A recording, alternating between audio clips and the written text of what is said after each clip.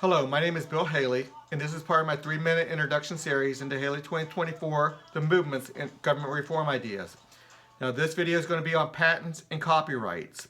Now, I have another video out there very similar, and that shows where the authority lies and who makes patents and copyrights within the CRA structure. But this video, I want to come up with a new idea, how we can have IP protection in a new way. What one of the sectors should try to utilize. Right now, once somebody puts a patent on something, a new idea, they own it. And nobody else is allowed to use it until they pay for that usage. They make a deal. My idea is that you can get a patent on something, but you cannot stop somebody else from using it, on the most part. There'll be a couple different factors. Is somebody using it in the way the other company wants to use it? Is a person who has a patent using it across the nation? Are they using it in every way they can? If not, somebody else can use it.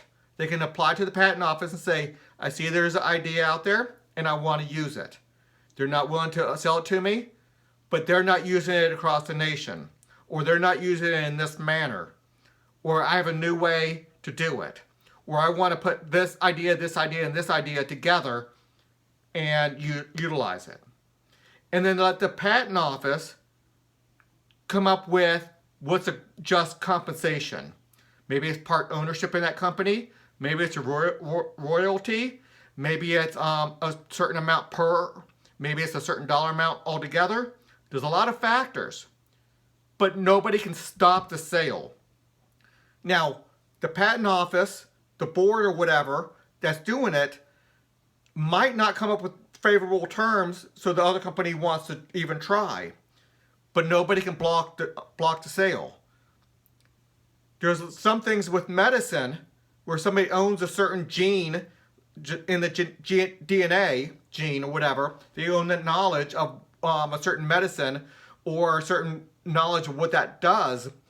And then a company needs 10, 12, 15 of these, and they need to make individual deals with each one. And if one holds out, the whole system goes down. Well, IP and intellectual property and patents and copyrights is to increase the amount of usage of new technology. We don't want to decrease it. So we want to have it a mandate that it's a must sale, and the board determines what's the just compensation. Now, if they put too low a figure, you're not going to have very good IP protection. But if they put it too much, you're not going to get it as much business going on with it. You're not going to get as much usage out of it if it's too high. So right now, one person can stop the usage of a new technology. So some of the factors are, is it used all the way across the nation? Is it used in every aspect? Now, if somebody's using it in a very specific way all across the nation, the board might not allow somebody else to use it in that exact same way because they're already doing it. But if they want to use that technology in a new way that the other company is not doing, that's where the forced sale is more useful. And the board's going to say, either you start doing it or this company can do it because we want the advancement going.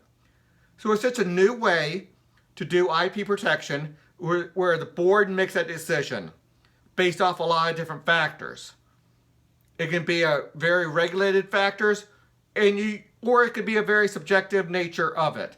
How much are we using it? How much are they putting it out there? Is this company a lot better at advancing the technology?